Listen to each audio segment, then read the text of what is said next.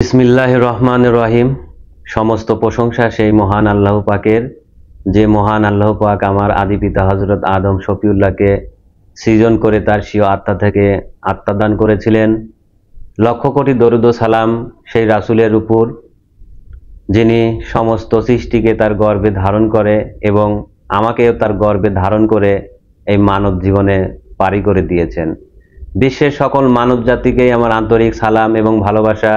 আসসালামু আলাইকুম ওয়া রাহমাতুল্লাহি ওয়া বারাকাতুহু। আদমের ইতিহাস, আল্লাহর তরফের প্রতিনিধি হযরত আদম শফিউল্লাহ, এই তথ্যটি এবং এর যে হাকিকত রয়েছে সেটা নিয়ে আপনাদের সামনে আজকের বক্তব্য করছি। আমি আদম নূর, নফসের জাতে আদম। আমার প্রাণপ্রিয় মুর্শিদ, আদম নূরের মূল মুর্শিদ বা বেলায়েতের মূল মুর্শিদ, যিনি মূল আদম সত্তার দাবি করে পৃথিবীতে আত্মপ্রকাশ করেছিলেন। আমার সেই আদম কালেমার দ্বারা আমি পৃথিবীতে আত্মপ্রকাশকারী, আমি আমার পিতার ধর্মকে প্রতিষ্ঠাকারী বা প্রচারকারী মানব। লা ইলাহা ইল্লাল্লাহু হযরত আদম শফিউল্লাহ, এটা আমার আদি পিতা হযরত আদম শফিউল্লাহর কলেমা, যেটা সর্বপ্রথম পৃথিবীতে প্রকাশিত হয়েছিল। এই যে আমার আদি পিতা হযরত আদম শফিউল্লাহ, তিনি হলেন সৃজন সত্তা, সৃজনগত একজন মানব। আল কোরআন অনুযায়ী আমরা বুঝতে পারি যে আল্লাহ পাক সর্বপ্রথম আদমকে সৃজন করেন। আদমের পুতুল সৃজন করে আল্লাহর স্বীয় আত্মা থেকে আদমকে আত্মা দান করেন। তখন সেই আদম জীবিত হয়, আর জীবিত হয়ে আল্লাহ পাকের প্রশংসা আলহামদুলিল্লাহ বলে। এই যে আদম আর আল্লাহ, আল্লাহর যে প্রতিনিধি, আসলে আল্লাহ যে জিনিসটা, সে জিনিসটার রূপ কি, তার বাস্তবিক প্রকাশ কি? আল কোরআন অনুযায়ী দেখা যায় যে আদমের পুতুলের ভিতরে আল্লাহ লুকায়। তাহলে আল্লাহ আর আদম এক জিনিস, শুধু তফাৎ হলো বনি আদম আর জাতগত আদম। বনি আদমের আর জাতগত আদমের যদি পার্থক্য আমি করি, তাহলে এই বনি আদম দেখতে মানুষ হলেও এ জাতগত মানুষ নয়। আল্লাহর প্রকৃতিতে যত সৃষ্টি ছিল, সেই সৃষ্টিদেরকে যখন আদম নূর দ্বারা একত্রিত করা হয়, তাকে বলা হয় বনি আদম। এই বনি আদমের ভিতর দিয়ে, এই বনি আদমের যে মন আছে, হৃদয় আছে, তাকে যে নির্দিষ্ট একটি সূরাতে দাঁড়া করানো হয়েছে, সেটা তার একটি মন। কিন্তু তার ভিতর দিয়ে যে আল্লাহর সৃষ্টির জগতের অসংখ্য প্রকার মন আছে, কোন মন নিয়ে সে নিজের জীবনকে অতিবাহিত করছে তার নির্দিষ্ট নাই। তাই এই মানুষকে আল কোরআন বলেছে নিশ্চয়ই সমস্ত মানুষ ক্ষতির ভিতর শামিল, কিন্তু তারা ব্যতীত যারা ঈমান এনেছে। কার উপরে? সেই বেলগায়েবের উপরে।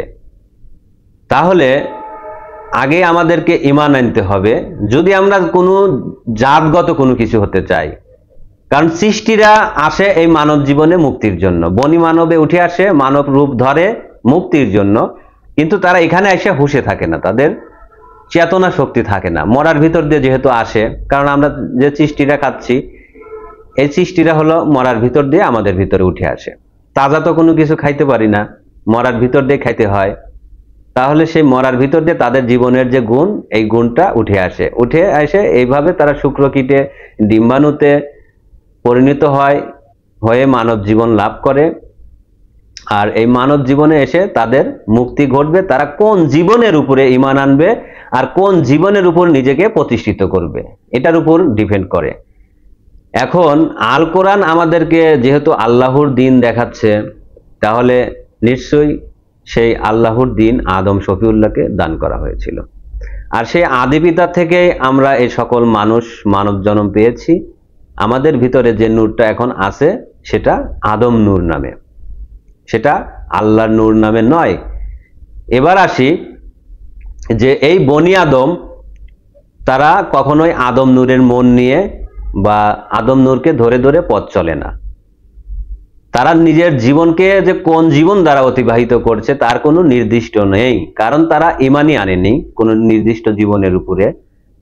অতীতের যে নবী রাসূলরা ছিল সেই যুগটা তো এখন চলে গেছে, এটা দিনী যুগ। এই দিনী যুগে যদি সে ইমান আনতো আদম নূরের দিনের উপরে, আল্লাহর দিনের উপরে, তাহলে সে আদম নূর দ্বারা যখন ধরে ধরে যখন পথ চলতো আল্লাহকে বলে বলে, তার স্বীয় অন্তরকে বলে বলে, তখন সেটাকে ইমান আনয়নকারী মানুষ বলা যেত। তাহলে যতক্ষণ পর্যন্ত একজন মানুষ ইমান না আনবে আদম নূরের উপরে ততক্ষণ পর্যন্ত সে বনি আদম।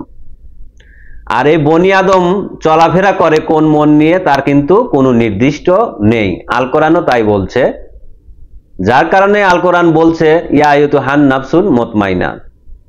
তাহলে এখানে মুতমাইনা হওয়ার ধর্ম আমাদেরকে আল কোরআন দিয়েছে। মুতমাইনা বলতে প্রশান্ত আত্মা, পরিতৃপ্ত আত্মা, পূর্ণ আত্মা।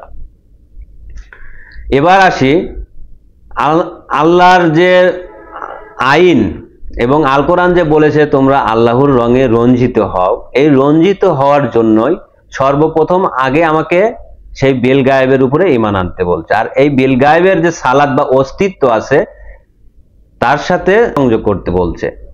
তাহলে আমি একজন পূর্ণ জাতগত আদম হব। আমার মনের ভিতর যতক্ষণ পর্যন্ত সেই আল্লাহর নূরকে উদয় না করতে পারছি, আমার অন্তরকে যতক্ষণ পর্যন্ত আমি পরিষ্কার করতে না পারছি, ততক্ষণ পর্যন্ত আমি সেই আদম নূরের জাতগত মানুষ নই, আমি বনি আদম। তাহলে এই যে বনি আদম আর জাতগত মানুষ, জাতগত আদম, সেই জাতগত আদমই হলো আল্লাহ পাকের তরফের প্রতিনিধি। আল্লাহ পাকের তরফের প্রতিনিধি সেই জাতগত আদম, বনি আদম নয়। এই যে আমরা পৃথিবীতে যে অসংখ্য মানুষ দেখতে পাই, এদের ভিতরে কি সেই আল্লাহর জ্ঞান আছে, আল্লাহর পবিত্রতা আছে, আল্লাহর ধর্ম আছে, আল্লাহর কর্ম আছে? তাহলে এরা কখনোই আল্লাহর প্রতিনিধি নয়, এরা বনি আদম। আল কোরআন দ্বারা আমি আপনাদেরকে বোঝাচ্ছি এবং বাংলায় আমি বলছি, এই বনি আদম আর সেই জাতগত আদমের ভিতরে এটাই তফাৎ। আর জাতগত আদম যে হয় সে আল্লাহ পাকের তরফের প্রতিনিধি, অর্থাৎ তার আর আল্লাহর ভিতরে কোনো ভেদাভেদ থাকে না। তাই আল কোরআন বলেছিল যে তোমরা আল্লাহর রঙে রঞ্জিত হও। তাহলে পৃথিবীর এই মানুষ নির্দিষ্ট কোনো জাতের উপরে, কোনো জাতীয় আত্মার উপরে আগে ঈমান আনতে হবে। সেটা হতে পারে গরুর আত্মা, সেটা হতে পারে ছাগলের আত্মা, হতে পারে মাছের আত্মা, হতে পারে পাখির আত্মা, হতে পারে গাছের আত্মা। কিন্তু এটা ছিল রাতের যুগের জন্য। এখন যেহেতু দিনী যুগ, কিন্তু আল্লাহর সৃষ্টির জগতের শুরু থেকেই, যখন এই মানব জন্ম শুরু হয়েছে তখন থেকেই এই সিস্টেমটা ছিল। কিন্তু এই সিস্টেমটা আবার সেই আউয়ালে আল্লাহ পাকের সৃষ্টির জগতে যে সকল জীবনগুলো ছিল, যাদেরকে আমরা নুরিতন ফেরেশতা নামে জানি, এরা তাদের যুগটা ভাগ করে নেয়। এদের যুগটা হলো রাতের যুগ। আপনারা দেখেন রাতের বেলায় আকাশে গ্রহ নক্ষত্র বা অসংখ্য জীবনী সত্যগুলোকে দেখা যায়। এগুলো রাতের ভিতরে বাস করে, রাতের অধীনে এরা। তো এই জীবনগুলোর এদের যে যুগটা ছিল সেটা সেই রাতের যুগের শেষ পর্যন্ত, অর্থাৎ বিশ্বনবী হযরত মুহাম্মদ সাল্লাল্লাহু আলাইহি সাল্লাম সে পর্যন্ত এদের সেই যুগটা ছিল। আদম নূরের দিনের শুরু হয়, সে রাতের যুগ যখন অতিবাহিত হয়ে যায়, রাতের যুগ অতিবাহিত হওয়ার পরেই সেই আল্লাহর দিন বা আদম নূরের দিন পৃথিবীতে প্রকাশ করার জন্য এই আল্লাহর তরফের সেই প্রতিনিধি হয়ে যায়। এই প্রতিনিধি আল্লাহ পাকের তরফের প্রতিনিধি হযরত আদম শফিউল্লাহ। এই শফিউল্লাহর আরো একটি ডিগ্রি হলো এই দুনিয়াগতভাবে কেউ সৃজনগত সত্য যারা, তারা কখনোই তাদের নামের পূর্বে হযরত বা হিন্দুদের যে শ্রী বলা হয়, এই যে শ্রী শব্দ বা হযরত শব্দ, এই শব্দটা হলো পৃথিবীতে কোনো মানুষ তার নির্দিষ্ট জীবন দ্বারা যখন একটি জীবনকে কায়েম করবে বা চেতনে আনবে, সেই মানুষটাই সেই নামের সাথে সেই সত্যতা যোগ করে। সেই সৃজন সত্তা, আউয়ালের সেই সৃজন সত্তা এবং দুনিয়াগত সেই আত্মাকে নিজের চেতনে আনার পরিচয় এটাই। তাহলে হযরত আদম শফিউল্লাহ সে আল্লাহর তরফের প্রতিনিধি। এই প্রতিনিধি হয় একজন পরমাত্মার মানুষ। সে তখন এই জাতগত মানব আত্মার তার নূরের পরিচয় দিতে পারে, দাখিল করতে পারে, সেই পৃথিবীতে সেই জাতীয় কাজ চালাইতে পারে। যেহেতু আল্লাহর জাতি, আল্লাহর আদম পৃথক নয়। পৃথক তখন থাকে যখন সে বনি থাকে, তখন সে পৃথক থাকে। যখন সেই আল্লাহর রঙে রঞ্জিত হয় তখন আল্লাহ আর সেই আদম পৃথক নয়, তখন তাকে পরিপূর্ণ আদম সত্তা বলা যায়। কিন্তু হাকিকতে সে আল্লাহর রঙে রঞ্জিত একটি মানুষ, আল্লাহর জাতের জাতি। তাহলে আমরা অবশ্যই বুঝতে পারলাম যে আল্লাহ পাকের তরফের প্রতিনিধি একজন মানুষ কখন হয়। আরো একটি বিষয়, সেটা হলো যে একজনের তরফ থেকে আরেকজন প্রতিনিধি করে। তাহলে আল্লাহর আদম যেহেতু একই জিনিস, আলাদা করা যাচ্ছে না, তাহলে আল্লাহ কোন জিনিসটা এবং আদম কোন জিনিসটা? একজন বলেছে আমাদের ভিতরে যে আদম আল্লাহর তরফের প্রতিনিধি, আর সেই প্রতিনিধি কখন হয়, কিভাবে হয়, সেটা হয়তো বুঝতে পারে নাই, এবং এই প্রতিনিধিত্ব করার জন্য তার যে কর্ম আছে সেটা হয়তো সে বুঝতে পারে নাই।